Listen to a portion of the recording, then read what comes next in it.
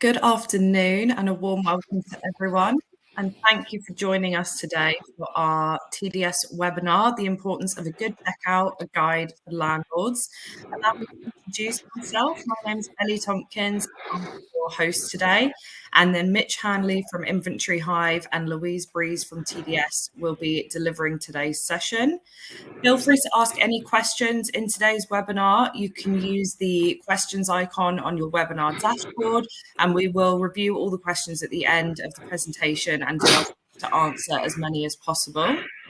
Our webinar platform also allows you to make notes. So if you look out for the icon, which shows a piece of paper with a pencil on top. In the unfortunate event that you do experience any internet or connectivity issues, please try to refresh your web page in the first instance. If for any reason this doesn't work, you can close the webinar in your internet browser completely and click back on your webinar reminder email. Hopefully this will solve any issue that you may have. So I'll now hand over to Mitch to introduce himself and deliver the first part of our session today. Thanks, Ellie. Appreciate the introduction there. And first of all, thanks to everyone who's registered for today's webinar. I'm Mitch. I'm the marketing manager at Inventory Hive, and our partnership with the TDS came about around 5 years ago, as we just like to work closer to educate everyone in the private rent sector on good practices to create their check-ins, interims and checkout reports to help adjudicators like Louise at the end of the tenancies if any issues arise. So for those that don't know what Inventory Hive is, we are a property inspection and inventory software and app where you can create unlimited check-ins, interims and checkout reports for the properties you manage, whether you're one property landlord up to a multi-branch, multinational letting agent. You can use our software to create those reports. So less about that. I'll get stuck into today's webinar. So what I'll be covering off today is obviously the importance of a checkout report, but I'll kind of start from the very beginning because it's the strong foundations at the check-in with a strong check-in report, which makes it easier to create those checkout reports at the end. I'm going to touch on pre-checkout reports as well, whether it's a good opportunity to do those as well and educate tenants on what's expected at final checkout as well. And then I'll come on to the final checkout report and what to include exactly before handing over to Louise to present the TDS perspective on a good, strong checkout report as well. So I've gone to the next slide. Lovely stuff. So although this webinar is predominantly about a strong checkout, it starts with having a really strong check-in report. So it's really important to do those check-in reports. One of the main reasons is at check-in, it sets the stall at the very start, what the condition cleanliness of the property was at move-in, and that strongly determines what you need to include on a checkout report. That's why I want to touch on what to include or what to talk about in your check-in reports. So it's important to clearly record the property condition.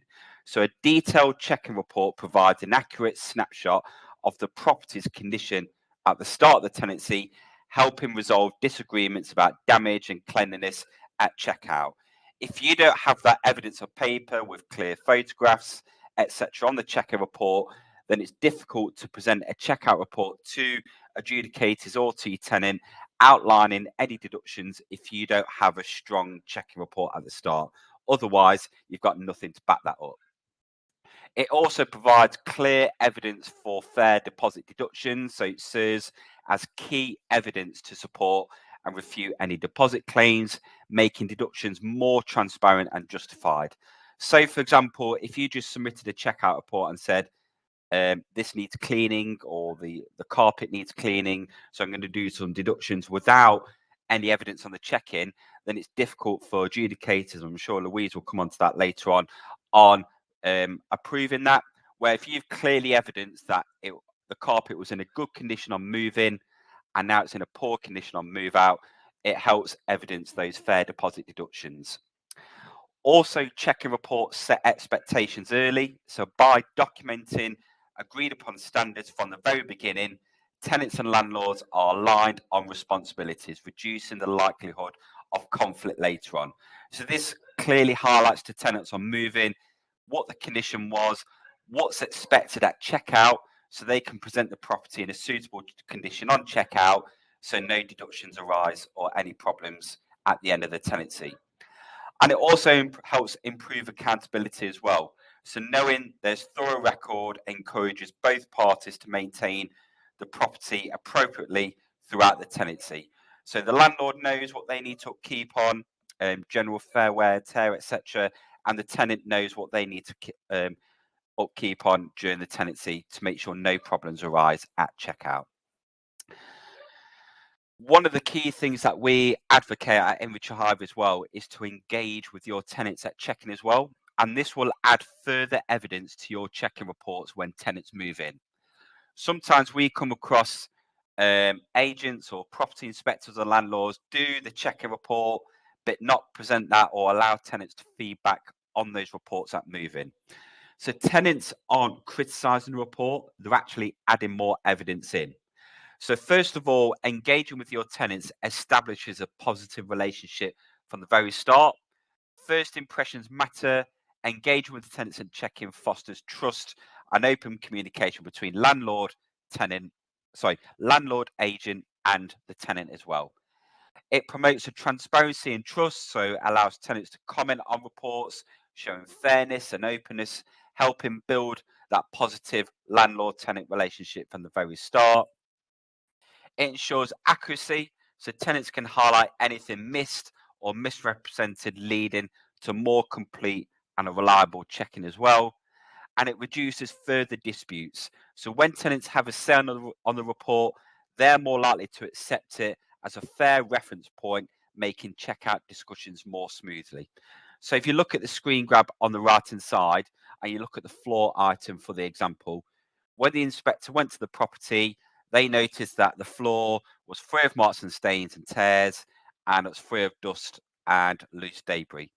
But allowing the tenant to comment on that moving report, as you can see below, and they've highlighted that there was some discoloured patches on the entrance doorway when they moved in. That can get added to the report.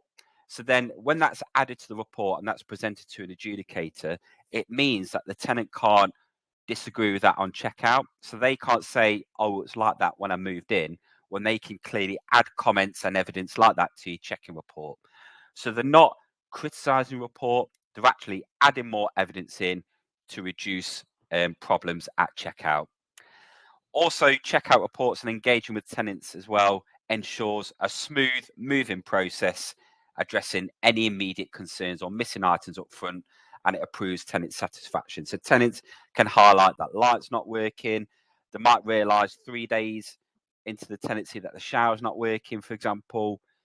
I hope they've had a shower within 3 days, but that's just an example. Or they might realise the oven's not working. So allowing the tenants 7 days, for example, to feedback on reports, on the check-in reports, allows for a more robust check-in report, which then in turn creates that domino effect to a smoother checkout and a good checkout report as well. So just to make you aware, Ellie, there's like this video plays, so there'll be a play button if you hit the space bar for us, if that's okay. So when tenants move into the property, they'll get an email where they can provide feedback on the report. If this video isn't working, don't worry. But basically, what the tenant can do is they'll get an email, just like the one on the screen, and they can comment on the report. So they can add photographs, condition cleanliness descriptions, and any disagreements they want to provide on the original check-in report. So, for example, if they moved in and found there was a problem with the radiator, they can take a snap through the link that gets emailed to them. That will get added to the report. Any comments as well, so they can say there's some dents, chips, or marks on the radiator, and that comment will come back to the property inspector or the landlord or agent who's created that report. Then the landlord and agent can then agree or disagree with that, and that will get implemented and added in to that report. just go on to the next. I think we can click the next couple of slides because I think the videos aren't working. So apologies on that, but I'll send the videos out afterwards to anyone who wants to learn about that. But yeah, so it's the good thing about sending reports digitally and on emails as well is tenants can do it remotely. It means they don't have to email you any problems, send you them on WhatsApp, ring you up. It's all audit trailed on a link, all the photos going in, all the problems that they want to highlight going to one link that comes back to the landlord and agent. And also signatures can be captured digitally as well. So it means you don't have to post out the reports, getting them to sign for it with a pen and paper, etc. So it's all nice, neat, digitalized and reduced pen and paper trail as well. I'm just going to come on to pre-checkout reports. So this is something you could potentially look at doing as well before you do the actual checkout report.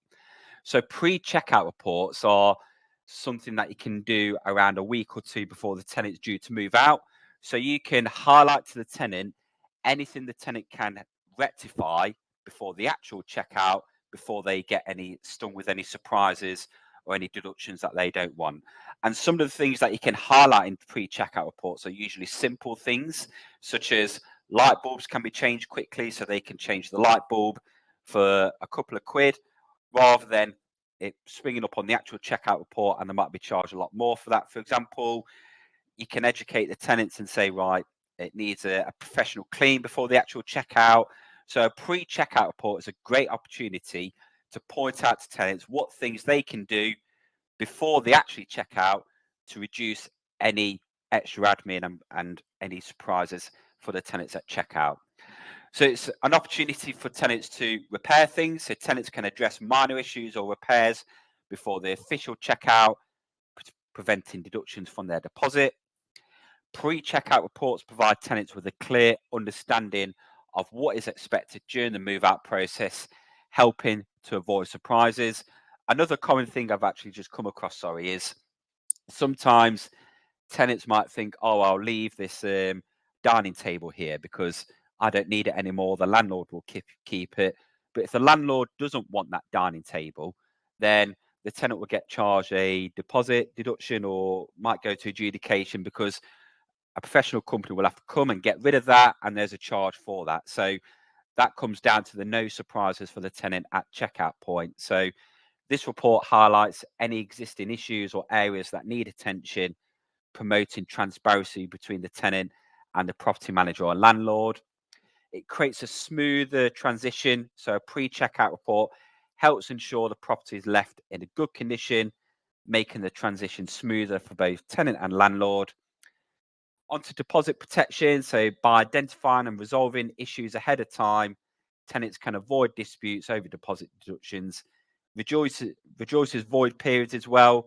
But more importantly, there's that peace of mind for the tenant as well. So the tenants and the landlord and agent can feel confident that they've done everything they can to leave the property in a good condition, reducing stress at the end of the tenancy. And obviously, it's stressful enough moving out the property. So that's the pre-checkout reports. On to the actual checkout side of things. So there's a number of benefits to creating a good checkout report. So the screen grab on the left-hand side is an Inventory Hive checkout where you've got before and after descriptions, which adjudicators love because they can see in one document the condition cleanliness on set date with the photos and the condition cleanliness on the move out date as well. So it's all in one document rather than adjudicators having to scroll through a number of pages, a number of photographs, trying to find issues, where it's all nice, neat and tidy in this checkout report on the left-hand side.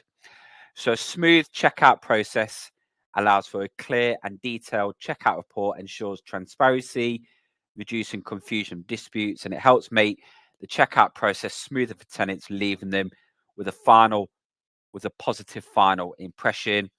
You get faster deposit return. So obviously, the less issues you have, the faster the deposit return, which makes everyone happy.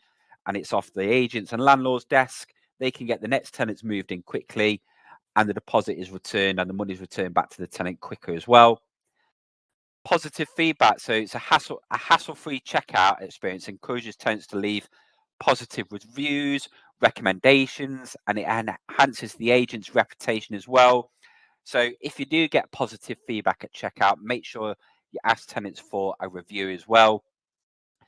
And you also get repeat business as well. So it's likely they're going to come back to you to rent out a new property if they have to. So satisfied tenants are more likely to return when it's time to rent again, reducing turnover, administration, saving landlords time and money on finding new tenants. And last impressions also count. So although first impressions count, last impressions also count. If for whatever reason the tenancy didn't go as smooth as expected, a good checkout report and a faster return of the deposit can erase any issues the tenant may have, and it ends on a good note. That's what sorry, I forgot there's a few more slides. Sorry.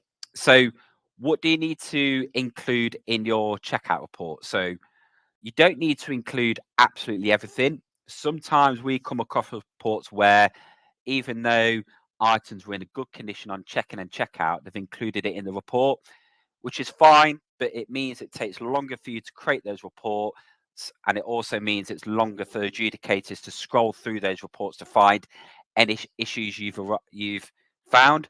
So in your checkout reports, only include damages. So make sure you clearly describe damages beyond fair wear and tear, such as broken fixtures, stained carpets, holes in the walls, scratches on doors, like the example here. Make sure you clearly specific the room and the item of what's damaged.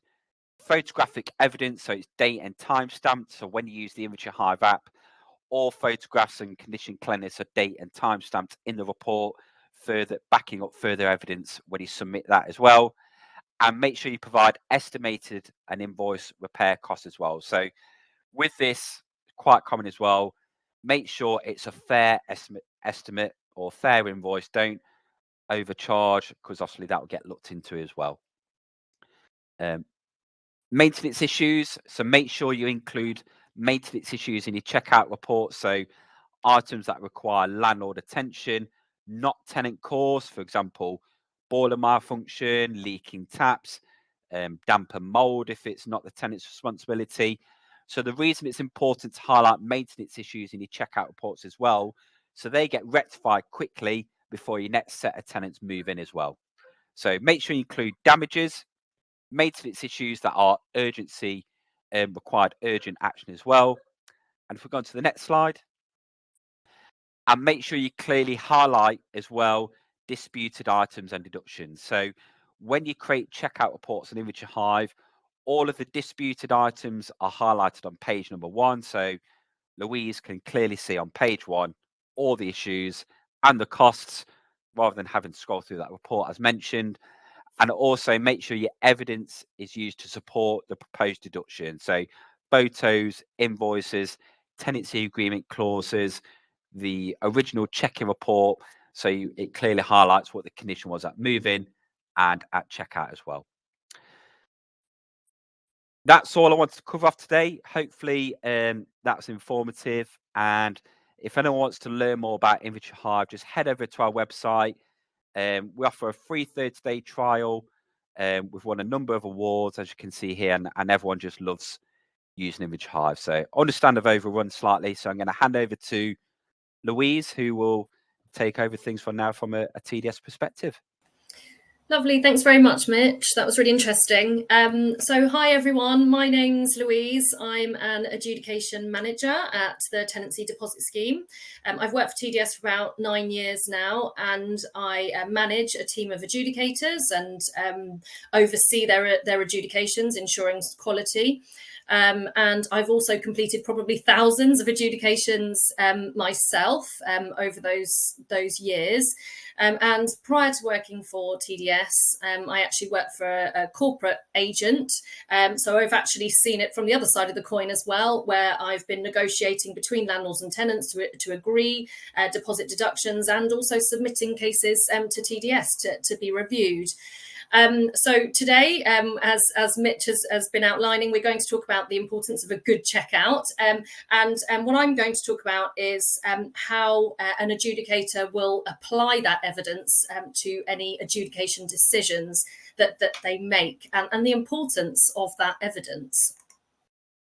So just a little bit of background, what do we do? So a landlord or agent, when they collect a deposit for a tenancy, they are required to register that deposit.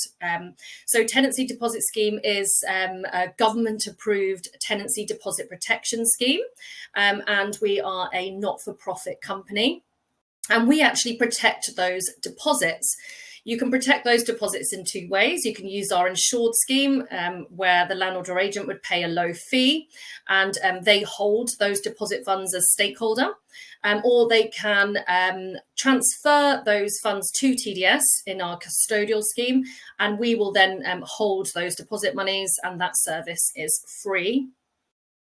Now, the legislation requires landlords and agents to register and protect deposits, but the legislation also sets out that there should be an adjudication service as kind of a byproduct, really, of registering and protecting deposits. So we also offer that service. So we resolve disputes with our free and impartial dispute resolution service, or adjudication. We also spend a lot of time trying to improve the private rented sector. We provide free resources, guides, tools, and webinars such as this to really help landlords, agents, and tenants. Now, it's really important that you are compliant and that you do protect a deposit. So where you have an assured short-hold tenancy agreement, you must safeguard that deposit in an approved scheme. And a landlord or agent is required to do that within 30 calendar days from the date the deposit was taken. And that is a statutory deadline. So if you miss that deadline, you are in breach of that legislation. A landlord and an agent is also required to notify any tenants or any relevant person where their deposits held. And they're required to do that by serving something called prescribed information. Now, that must be sent to the tenant and any relevant person. So a relevant person might perhaps be a parent that's paid a deposit on behalf of their child that's off to university. They become a relevant person to that tenancy, and they must also be served with that prescribed information. Now, if you don't comply with that legislation, then there are some statutory penalties that I should make you aware of. So if you fail to protect the deposit within 30 days, then the tenant can take the landlord or agent to court. And then the court can then order the landlord or agent to protect that deposit or repay it in full to the tenant. On top of that, the court can also order the landlord or agent to pay the tenant compensation of between 1 and 3 times the deposit's value. And also possession of the property via Section 21 notice would be invalid until the deposit has been repaid or after any court case has ended. Similarly, not serving the prescribed information, you do have some similar penalties for that. Possession of the property can't be regained until prescribed information has been served. The landlord or agent, the tenant, can still apply to take the landlord or agent to court. Again, the court can agree to ask them to protect the deposit or repay it, and also ask the landlord or agent to pay the tenant compensation of between 1 and 3 times the deposit's value. So there are some quite severe statutory penalties for failing to register and protect the deposits with an approved scheme. So if you have registered and protected your deposit and perhaps you come to the end of the tenancy and you might find yourself in a disagreement about how that deposit should be allocated. So a landlord might want to make deductions from that deposit and the tenant might disagree with that. So if you do find yourself in a dispute, then we offer an end of tenancy dispute resolution service or adjudication. And landlords and agents, they'll be asked to submit their evidence online to support their claim. And tenants will then be asked to provide their own evidence supporting their position in response. And then an independent or impartial adjudicator will review that evidence and they will decide how that deposit will be repaid. Now, you've got a few figures on the screen here, and we do see this year on year that the most disputes we have are about cleaning. That seems to be the highest dispute reasoning. Perhaps because cleanliness is quite a subjective subject. One person's clean might not be another person's clean. And you can see that the large majority of disputes raised are actually by tenants rather than agents or landlords. Now, it's really important to understand where the burden of proof lies. Ultimately, it lies with a landlord. So the tenant paid the deposit. Therefore, the deposit ultimately belongs to the tenant. So if a landlord wants to make a claim against that deposit, the burden of proof falls to them to show that they are entitled to that money. If they don't have any evidence to support that claim, then the deposit must be returned to the tenant. And this is where it's really important to ensure that you are collecting evidence of the condition of the property at the start of the tenancy and the condition of the property at the end of the tenancy to ensure you are meeting that burden of proof. This is a documentary-based evidence process, and the evidence is taken at face value. So what that means is the parties won't be called into a hearing like they would in court and cross-examined and questioned and asked to give their side of the story in person. It's a documentary-based process, which means both parties can submit documents to support their side of the story. So if you're not collecting documentary evidence during the tenancy, you might find yourself in a position where you don't have sufficient evidence to support any claim against the deposit at the end. A TDS adjudicator works on the balance of probabilities. If it went to court, it would be beyond reasonable doubt, but it's the balance of probabilities when it comes to adjudication.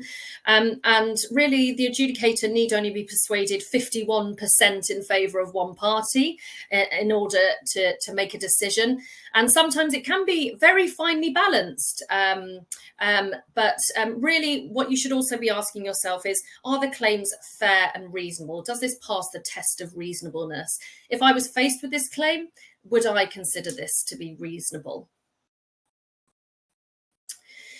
So if you are thinking about claiming against a tenant's deposit, then I always encourage landlords and agents to think like an adjudicator and ask yourself these sorts of questions.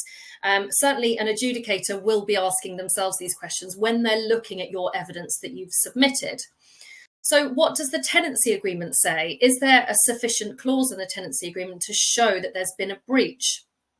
Is there a deposit use clause? Is there a clause in the tenancy agreement which sets out the permitted purposes for the deposit?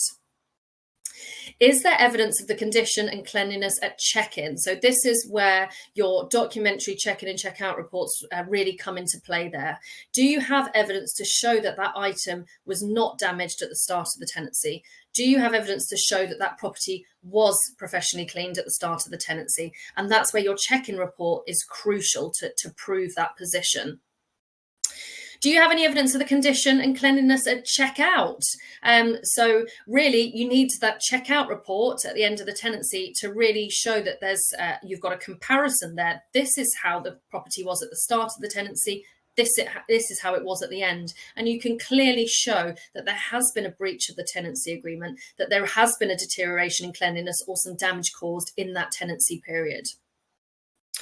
So each of your claims should be supported with documentary evidence, and think carefully about each claim individually. Have you got sufficient evidence there to support each one of your claims? Has the landlord suffered a financial loss as a result of this? And that's a really important question to ask yourself. Has this actually cost the landlord any money? You might have a breach of the terms of the tenancy agreement, but the landlord might not have actually suffered a financial loss as a result of that. So an example could be that perhaps the tenants had someone to stay in the property longer than the 28 days that's permitted by the tenancy agreement. But has the landlord actually suffered a financial loss as a result of that? The adjudicator is going to need to see that there has been a financial loss to the landlord. Also ask yourself, are you seeking the most appropriate remedy? The remedies available to an adjudicator are repair, replacement or compensation. And we'll talk a bit more about those in a later slide. Are your claimed amounts fair and reasonable? Mitch mentioned that about the invoices earlier. Overinflated invoices will be analysed and scrutinised, and an adjudicator's not obligated to award in line with an invoice or quotation that's been provided by a landlord. So ensure that you are getting fair and reasonable quotations. So the adjudicator remedies, this is what the adjudicator will be thinking. Perhaps they've looked at the evidence, that you've got a good check-in report. It says that an item was undamaged at the start of the tenancy. You've got a really good checkout report. It clearly says it was undamaged at the end of the tenancy. You've got some photographs in there that support the extent of the damage. You've got good written explanation of that damage. And the adjudicator's happy now. Yes, okay, I'm happy that there has been a breach of the tenancy agreement here. But now we have to decide what's the most appropriate remedy. So we've got making good, we've got replacement, and we've got compensation. So to put this into context, I'll give you an example. We might have a table that was in good condition at the start of the tenancy, and at the end of the tenancy, it's noted with a big scratch down the middle.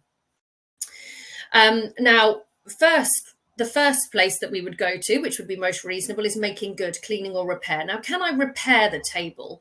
Can that scratch be fixed by a French polisher, perhaps? Now, you might ask a French polisher to look at the scratch, and they might say, well, no, I can't really repair that. I think it's going to look worse. If I fill it and sand it down, I don't think I'm going to be able to sufficiently repair that. So then you might think about replacement. Now, replacement is only an appropriate remedy where an item is severely and extensively damaged. So it's beyond economic repair, or its condition at the end of the tenancy, it makes it unusable. Now, your table is still functional. It's still a functioning table. You can still use the table, have your dinner at the table, do your work from the table. It's still a working table, but it doesn't look as nice anymore. And this is where compensation comes into play. And this is where an item's value is reduced or its lifespan has been shortened. So there's a loss in aesthetic value. Essentially, the table doesn't look as nice anymore. It can't be repaired. It doesn't really justify replacement. So that's where an adjudicator will think about compensation, an appropriate amount of compensation.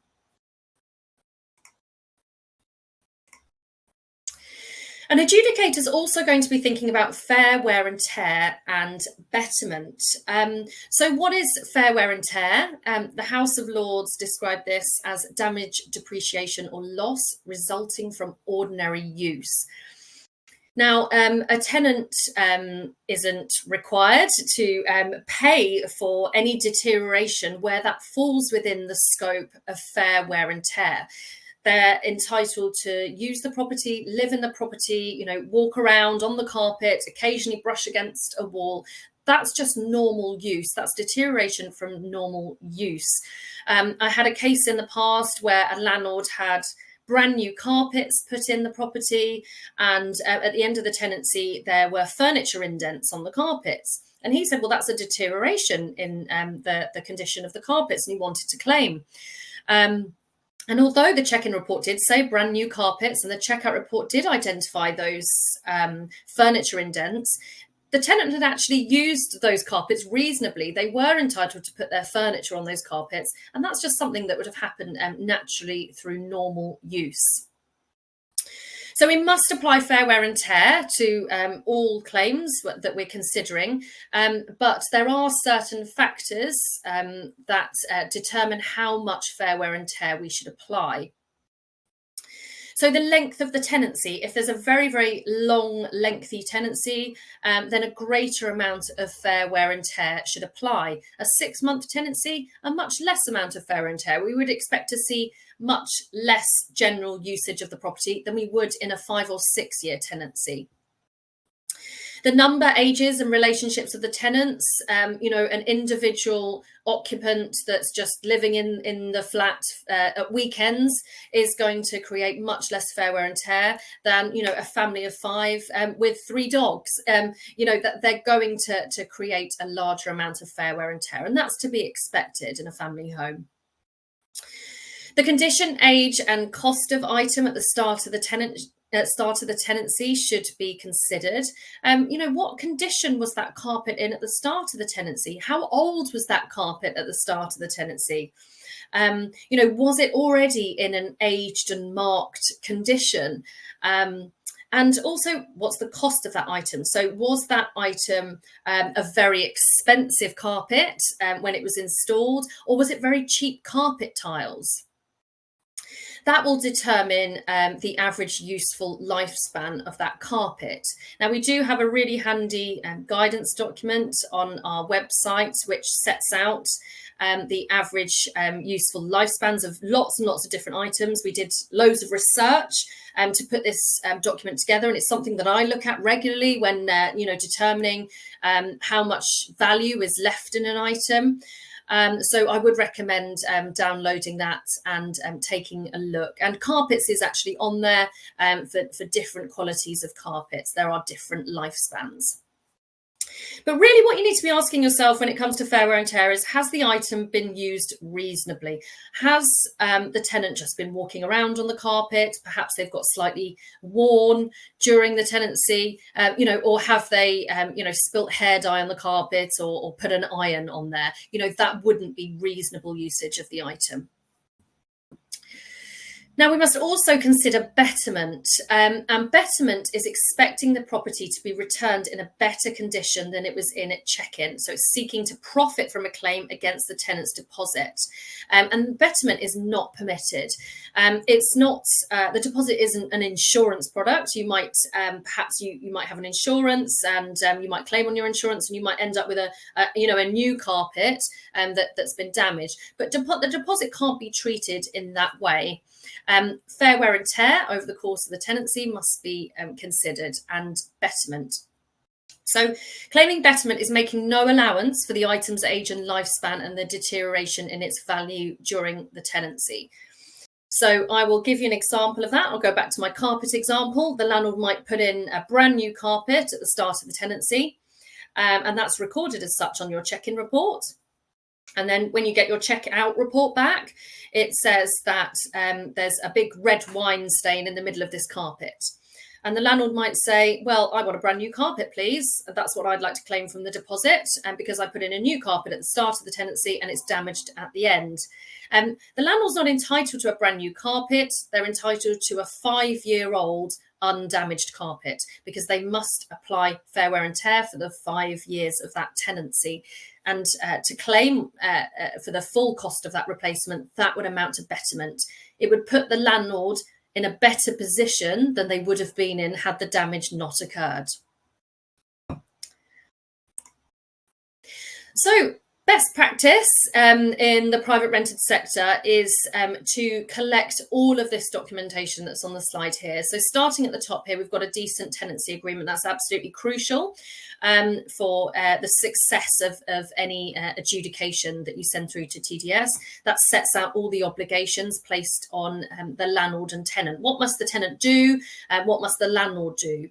And an adjudicator will be looking at those obligations placed on the tenant and also searching for evidence to show that there has been a breach of one of those obligations.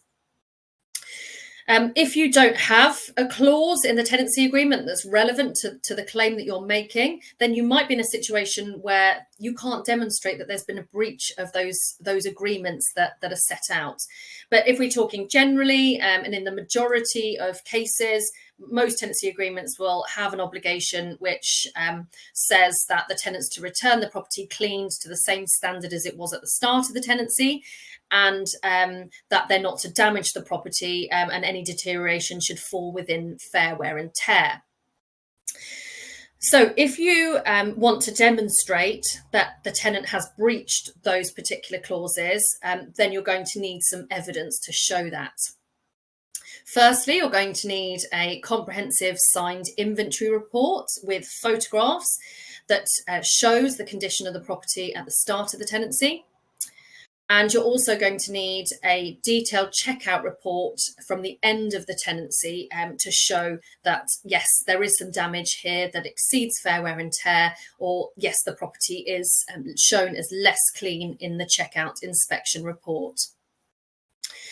I'll also mention as well, it's best practice to keep written record of any agreements that you've made during the tenancy. Perhaps the tenant's moved in, perhaps they've asked to make an alteration to the property, redecorate a bedroom.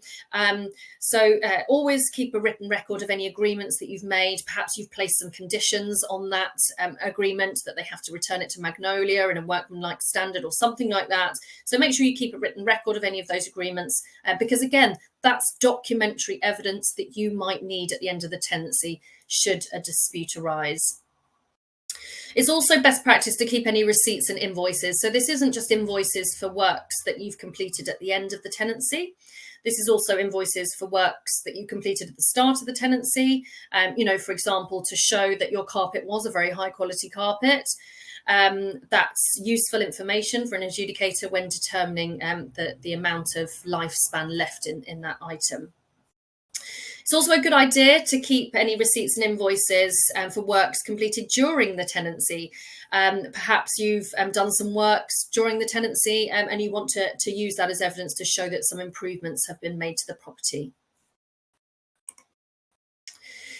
So preparing for a dispute, check-in report is absolutely key. This is a comprehensive document detailing in writing the condition and the standard of cleanliness at the start of the tenancy. So it should list both the condition of the property and cleanliness. TDS sees these two issues as completely separate. So an item could be in really good condition but dirty. Or it could be in really poor condition but clean. Imagine you've had a brand new kitchen installed, but it's absolutely covered in builder's dust. And you'll have seen from Mitch's slides that inventory hive reports do have separate columns for both condition and cleanliness. So that's really important to mention. Your check-in report is a baseline record that can be compared to the property state at the end of the tenancy should you need to make a deposit deduction.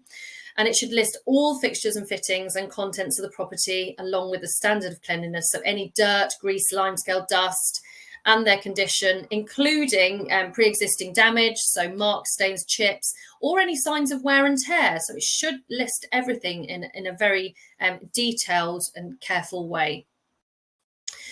Now, it's important that your inventory check-in report is timely. If you have an inventory check-in report compiled a long time in advance of the start of the tenancy, now that might call into question the reliability of that document. So it's recommended that you complete your check-in inventory report as close to the start date of the tenancy as you possibly can. And it should be passed to the tenants on the day they move in, and they should be provided with an opportunity to comment on its findings. Mitch mentioned on one of his slides how on Inventory Hive reports, the tenant can actually log in, add their comments, and those can then be agreed by the party that's compiled that report. And this is really, really useful for an adjudicator to see that process has been carried out. And it's in the spirit of that document that the reason for that document is that both parties equally agree, yes, this is the condition and cleanliness of the property when I moved into it at the start of my tenancy, and I'm agreeing to that. And as Mitch mentioned as well, that if a tenant has been given that opportunity to log in and add their comments, if at the end of the tenancy they then might use as an argument against a claim that, well, that was there at the start, it would be very difficult for them to make that argument when they've been given that opportunity. They've logged in. You can see that they've added their comments, but they didn't add their comments about this damage that you're perhaps claiming for at the end. It's belts and braces and gives you a really good starting point for being successful in any dispute at the end of the tenancy. So a checkout report. So carry out the checkout report prior to completing any repair work. Now that might sound very obvious to some people joining us today. However, we do see cases where a party's carried out that checkout report after they've done their redecoration or repair works to show the adjudicator, look how lovely it's looking now, I've done all the works. And that's not particularly helpful to an adjudicator, unfortunately, because they do need to see the damage to be able to determine, has this this exceeded fair wear and tear? You know, does this amount to a breach of the tenancy agreement? So make sure you're carrying that out prior to any works. So inform the tenants about the checkout inspection, allow them to be present. This can help avert unexpected deposit deductions and gives the tenants a chance to put things right. So Mitch was mentioning there about doing pre-checkout inspections, giving that tenant a chance to put things right. You can perhaps let the tenant know the potential costs for cleaning and repair works, and that might help to focus the tenant's mind that they need to make sure that that property is cleaned up to the required standard. So take along your check-in report, ensure every aspect of the check-in list is covered. Like Mitch said, you don't need to mention when items are returned in good condition, but you can ensure that everything has been checked off that was present at check-in. Take photographs of any damage, and that supports the written word of the checkout report. And then record with sufficient detail the cleanliness and condition of the property when the tenancy ends to identify what's changed. So make sure you are providing sufficient detail there. Simply putting, you know, marks to walls. How bad are the marks? Those marks could fall within fair wear and tear, or they could be excessive marks, you know, over a large part of a wall. Send the tenants a copy of the checkout report as soon as possible and keep a record of sending it. And just remember, tenants will not be responsible for fair wear and tear, which must be assessed on the length of the tenancy and the type of occupancy. So these are a few items here that I'm just going to discuss about whether they fall within fair wear and tear or damage. So the first one here, scuffs on walls. I've just mentioned that one. And really this highlights the importance of the detail of the written word in inspection reports. So if your checkout report simply says scuffs on walls and you don't have any supporting photographs, the adjudicator may determine, well, that sounds like it falls within fair wear and tear. However, if you say heavy scuffs on walls and you've got some good photographs there to support the extent of those scuffs, perhaps it's been, you know, damaged by someone's bike leaning against the wall or something that's avoidable, then that might amount to damage there rather than fair wear and tear. Drawing on walls, we sometimes see from tenants where their children have drawn on the walls and they say, well, that's just fair wear and tear, you know, children will be children. It's not fair wear and tear. That amounts to damage. It's avoidable. It's not something that happens through normal use of a property. It's unfortunately one of those things that does happen sometimes. However, it is damage and it's claimable by the landlord.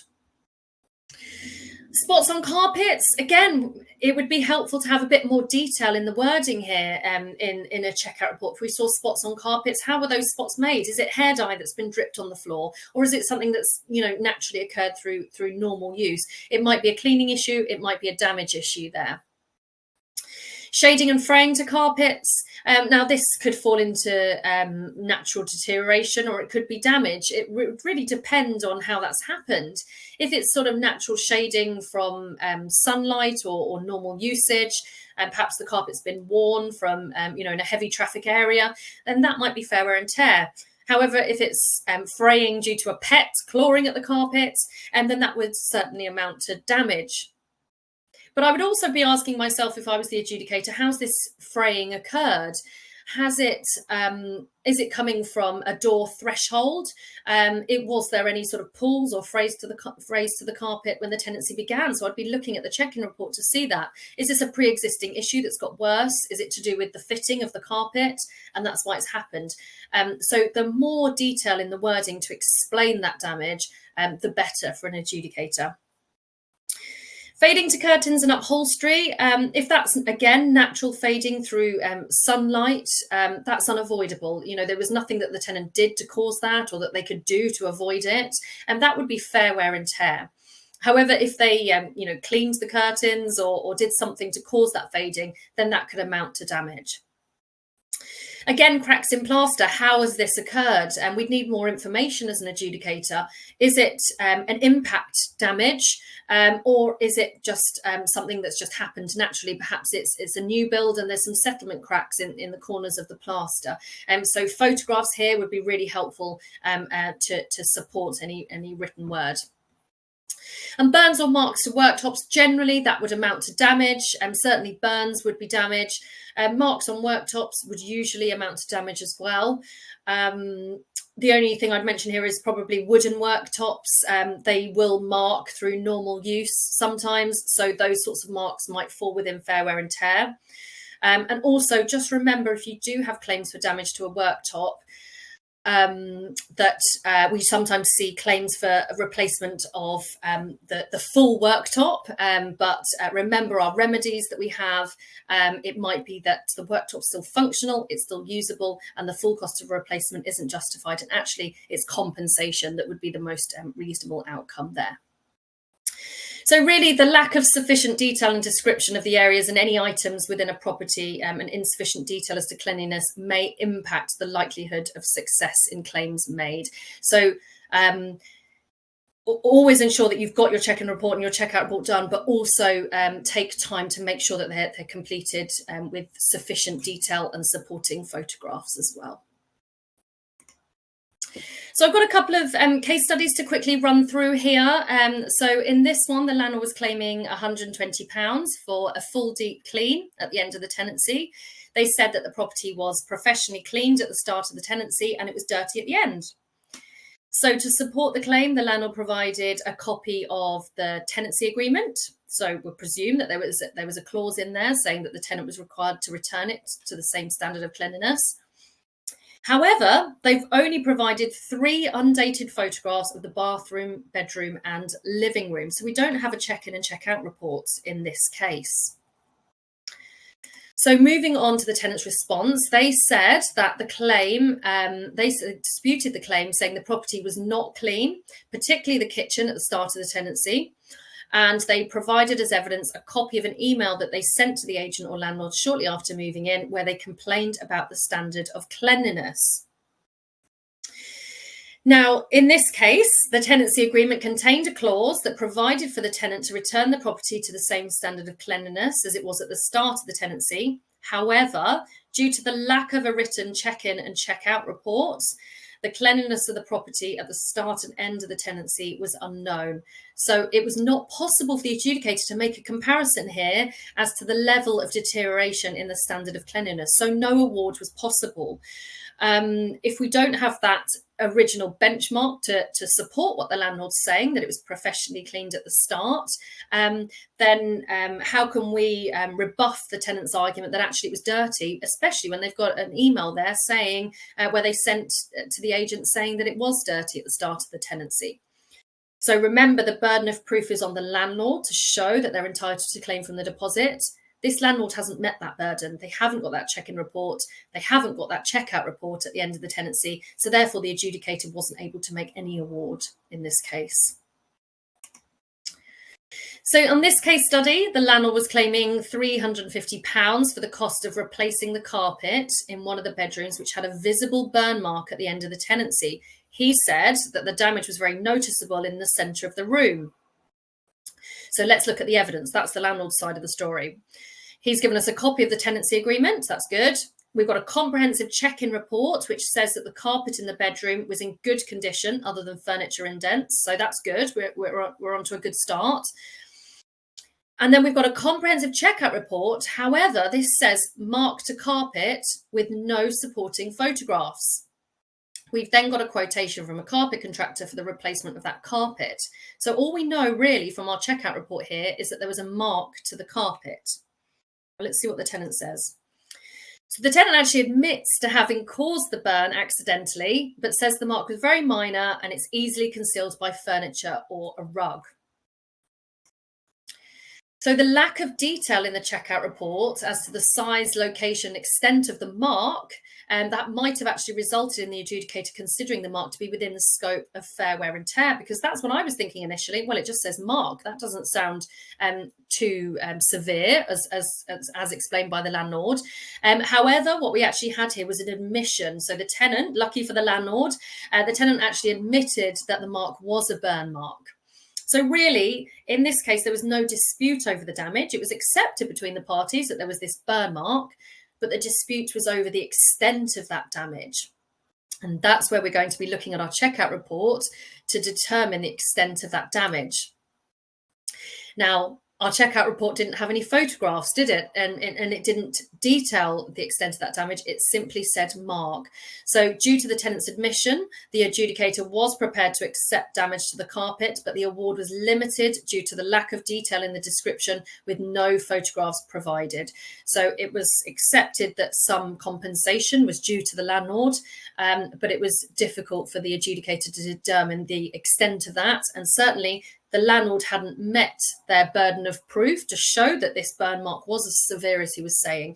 So the award would have likely been lower than had the landlord got a much better quality of checkout report. So just to quickly mention that if you do need any assistance from TDS, then do give us a call. We answer our calls within 40 seconds, and we also answer any emails within 9.5 hours, although I think that's actually much quicker now. If you do find your case being passed to an adjudicator, once all the evidence collection process has gone through and your case has been reviewed and it's been passed to an adjudicator, we're actually issuing adjudication decisions within 21 days. So it's a really fast process and much quicker than the court route, as you can imagine. So I'll hand over to Ellie now. We've got 5 minutes now for some questions, if we have any. Perfect. Yeah, I think we've only got one actually. And this one, I think what this one is trying to say is, do the clauses in a tenancy agreement override any disputes? Okay, so it's kind of a two-step test that you need to sort of be asking yourself. So it's not just has there been a breach of the tenancy agreement, but has there been a financial loss suffered as a result? So a clause in a tenancy agreement might be put in to obligate a tenant to do something, but you need to, if the tenant disputes that and they say, well, I have met that, I think I've met that obligation, you're going to need to have some evidence to show that they haven't met that obligation, that actually you're entitled to claim that. So just having an obligation in the tenancy agreement might be sufficient if the tenant's willing to accept they've breached that obligation. But if they don't and they say, I think I've met my obligation to clean, then you're going to need to come up with some evidence as well to show that. And that's really the importance of check-in and check-out reports, because they are giving you that evidence to show, here's my evidence of a breach there. Hopefully that's helpful. Yeah, and I think that was the only question. Oh, no, we've just had one more quickly. So how can we generate a report on all check-in or check-out inventory report of all tenancies, all active tenancies, sorry? I see. Is that for myself? So, yeah, so with Inventory Hive, you get unlimited reports in your subscription. So you'll simply add the property address on your account and the relevant tenants who are currently at that tenancy. You get unlimited tenants as well. So our subscription's based on the number of properties on the account. So if you have tenants moving in and out quite often, you just continue to add tenants on that relevant property. And the most recent tenancy will sit at the top. And then against that tenant, you just click add report, create your check-ins, routine inspections, whether it's every 3 or 6 months, however often you do them, and then obviously do your checkout reports as well. So you can archive old tenancies as well if you want to. It won't delete the reports off or anything like that. It will just archive them so they won't pop up on your screen as often. But the most recent tenants will show at the very top on your account. Great, thanks, Mitch. And we've got another one. It says, on Inventory Hive, is there a template for a pre-checkout inspection? Yes, there is. So we've got a custom report section where we've got a pre-checkout report template that you can use, or alternatively, you can create a standard checkout report, but put in the report notes it's a pre-checkout. So it will just outline anything that you want to educate the tenants on in that report. So you've got a couple of options there. Perfect. And I think that will be it. So thank you very much, Mitch and Louise. And thank you to everyone that has joined us today. Thank you very much. Yeah, if anyone's got any other questions, just drop us a message and we'll be delighted to answer those afterwards. Absolutely. Thanks very much. Thank you. Thanks, guys. Thanks. Cheers. Bye bye. Bye, everyone.